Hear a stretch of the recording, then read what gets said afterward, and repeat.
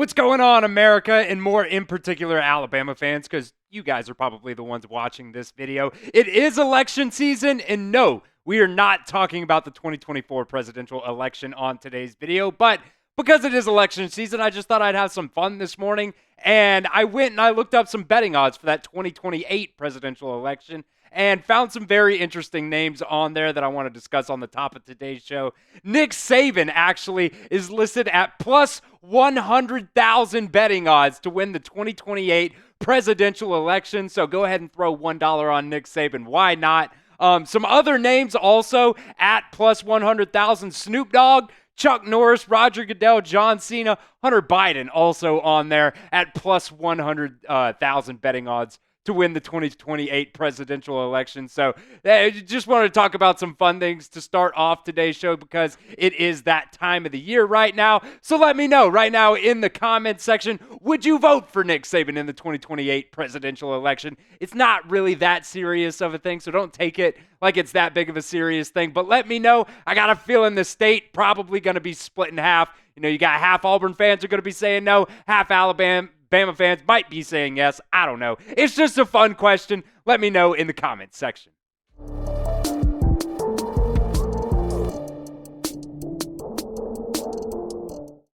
So outside of all the presidential stuff, actually on today's show, we're going to discuss the Week 11 college football playoff rankings. Came out last night, was the the first one. We've had the AP poll for the entire season so far, and it's actually pretty similar, actually. So we're going to discuss that on today's show. Also, want to talk about the defense. You've got one player along the defensive line whose role is really beginning to, he's getting more snaps out there. And really, he's kind of doing a lot with those snaps. You also have another player in the defensive backfield who is going to be changing positions. So we're going to talk about that as well. Also, the last part on today's show, we're going to talk about some recruiting rumors as well. If guys are going to be flipping, if Alabama's going to get guys in this 2025 recruiting class, that's going to be coming up all today on today's video. But first, I want to make sure you guys like today's video for me. We're trying to get 10,000 likes this month, the month of November. You see right here, August, September, October, we have gotten more likes in every single month. So I want to hit that 10,000 like number.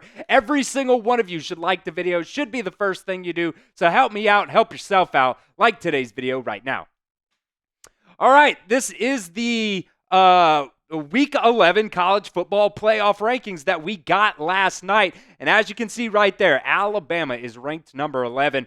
And, we kind of talked about it the other day that, the AP poll really doesn't matter, but it kind of gives you a little bit of an outlook of where a group of people might rank, your team, whether that's Alabama or anybody else. And the AP poll had Alabama at number 11, and the college football playoffs also have Alabama at number 11 here. As of right now, they would be going and playing Penn State probably on the road for the first round of that college football playoffs. And man, that would be a really, really fun, electric game. If you're going to Happy Valley, playing Penn State, who knows? Maybe it's a night game, maybe it's a whiteout. That atmosphere would be absolutely electric.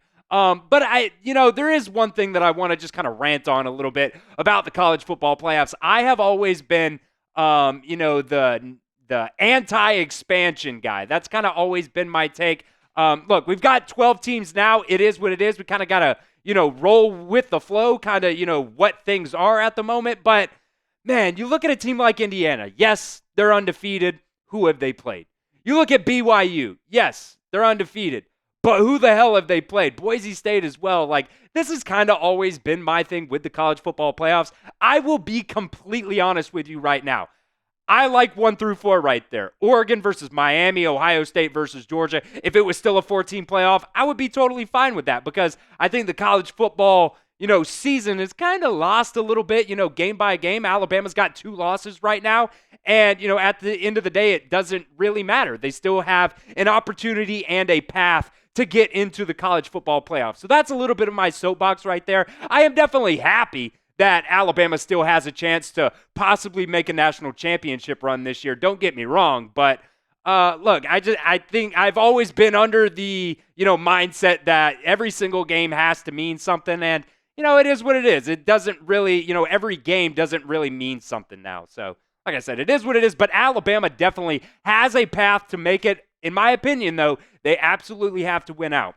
I don't see any way, especially opening up right here at number 11. I don't think Alabama, a 3-loss team, makes it into the college football playoffs. And the biggest game right now for Alabama is coming up this weekend against number 15 LSU. It's on the road at Baton Rouge. Really, it's an elimination game for both of these teams. And you could argue it's been an elimination game for Alabama since that loss versus Tennessee. But really the hardest game on your schedule right now is this game against LSU. Then you got Mercer at home. You go to Oklahoma, which that could be a toss-up, but that is absolutely a game that you should win. And then you have Auburn at home as well.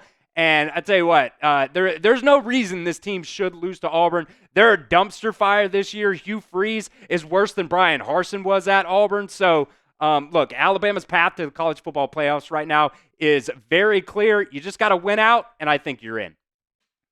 So let me know in the comments section right now of today's video, who would you want to play? If Alabama made it into the college football playoffs, who would you guys like to play in the first round? Let me know at the pinned comment of today's video. That ad's going to come right here on YouTube. That's totally fine. You can ignore it. Go down there and let me know what you guys think.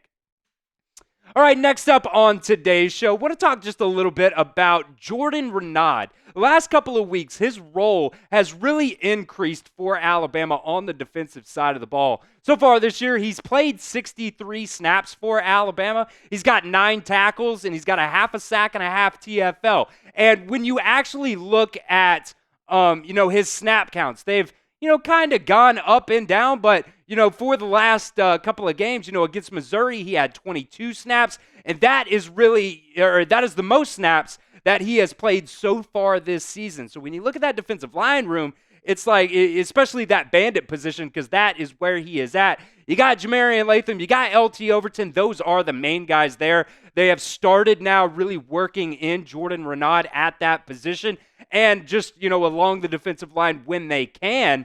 But, I mean, look, right now, he's above Keon Keeley on this depth chart. So I do think that is definitely, a thing to talk about, because coming out of high school a couple of years ago, right now he is a redshirt freshman. But a couple of years ago in that 2023 class, he was the number 58 player overall. So top 100, I think he was like the number 10 defensive lineman in that class. And you look at a guy like Keon Keeley, the number 2 player overall. Sometimes those rankings just don't really matter. Really matters what happens, when you get into the program. It's about learning the playbook. It's about, what your body type is, where they're going to put you on the field. Because I think, coming in, Jordan Renaud really fit that Bandit position better. Obviously, he was under Nick Saban's defense that first year. And then this year transitioning over to the Kane Wommack defense, it's a little bit different. So I'm not trying to trash Keon Keeley or anything like that. Don't get me wrong.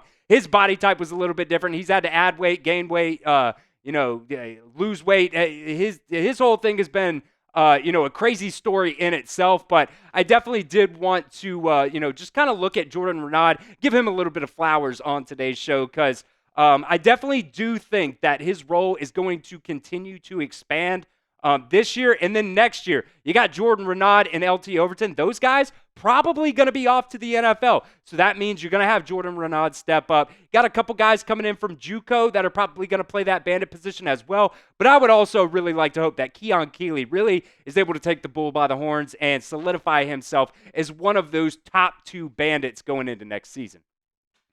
We're going to continue on today's show and talk about another player who has been playing really well on the defensive side of the ball, changing positions as well. But first, today's show is presented by Game Time. Game Time has a new feature now called Game Time Picks that makes getting tickets to see your favorite teams play live even easier.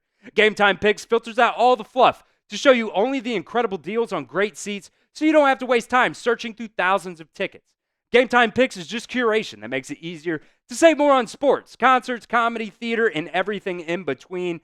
If you find tickets in the same section and row for less, Game Time will credit you 110% of the difference. Game Time also has all-in pricing. You toggle this feature on and it shows you the total up front, so there are no surprise fees at checkout. And one of my favorite things about Game Time are the seat views. You get a panoramic view from your seat in the app before you buy, so you're not blocked out by a foul pole if you're going to a baseball game, if you're going to a concert. You can see exactly how far you are away from the stage, so I really love that about Game Time. Take the guesswork out of buying tickets with Game Time. Download the Game Time app today. Create an account and redeem promo code CHATSPORTS for $20 off your first purchase. Check out GameTime.co for last-minute tickets. Terms do apply, but again, create an account and redeem promo code CHATSPORTS. That's ChatSports for $20 off your first purchase. Download Game Time today. Because what time is it? It's game time.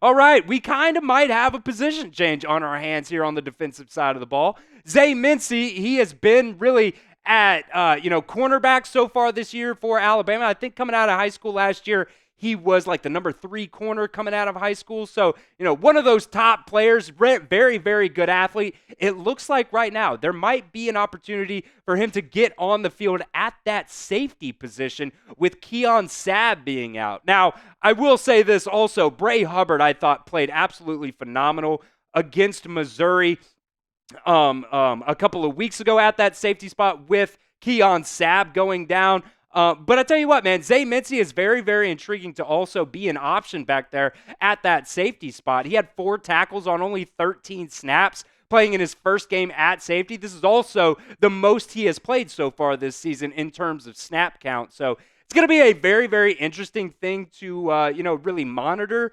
because I do think that Zay Mincey is a very phenomenal athlete. He's a guy that's very versatile. We knew that coming out of high school last year. And Kane Wommack, he likes playing different guys at a lot of different positions. You've seen King Mack on the field a lot this year. We kind of thought he might be a safety coming into the season. We've seen him play that Husky role. We've seen guys like Red Morgan kind of play around the field a little bit. So I'm very excited to see what Zay Mincey can do. If he can get on the field at that safety spot, look, I've said this so many times on this show. I don't care who plays. I don't care where they play. As long as the best guy is playing, that's all that really matters to me. Make sure you guys are subscribed right here to the Alabama Football Report. We should get an injury report later tonight. That SEC Wednesday night availability report be out probably around 7:20-ish Eastern or Central Time. They're always a little bit late on that. So do not miss out. I will have a short on that for you guys. So make sure you guys are subscribed.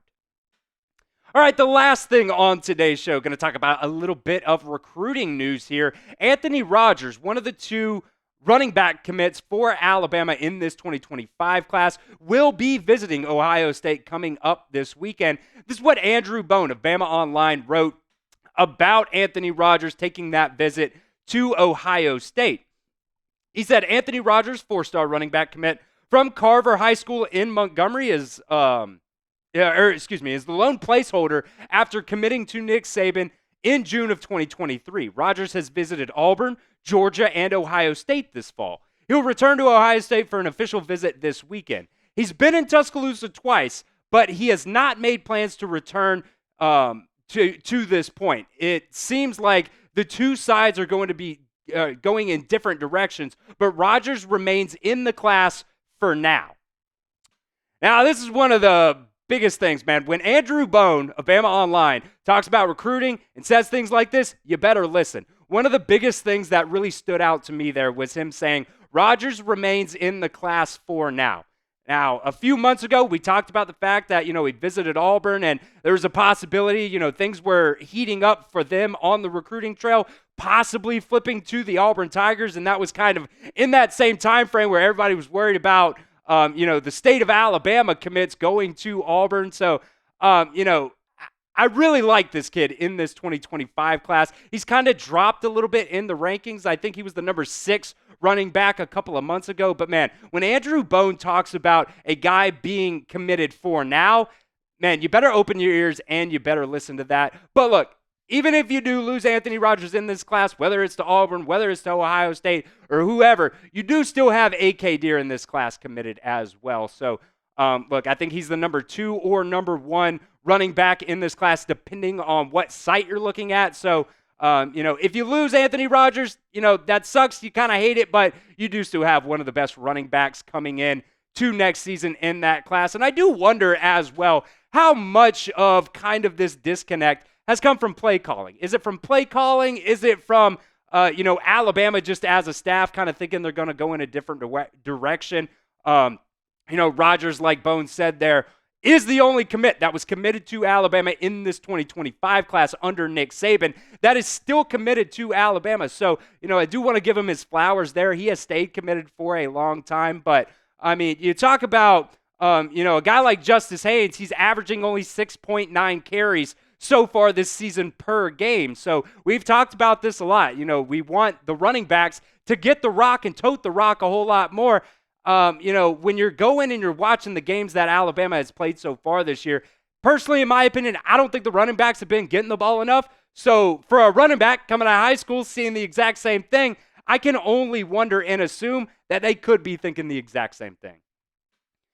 All right, get in the comment section and let me know what you guys think here. Will Alabama finish with the number one recruiting class in the 2025 class? Right now, they're sitting at number one at both 247 Sports and on On3. We got pretty much a month away from that early signing period, so let me know. Type 1 if you think Alabama will have the top-ranked recruiting class, or type 2 if you think it's going to be less than that.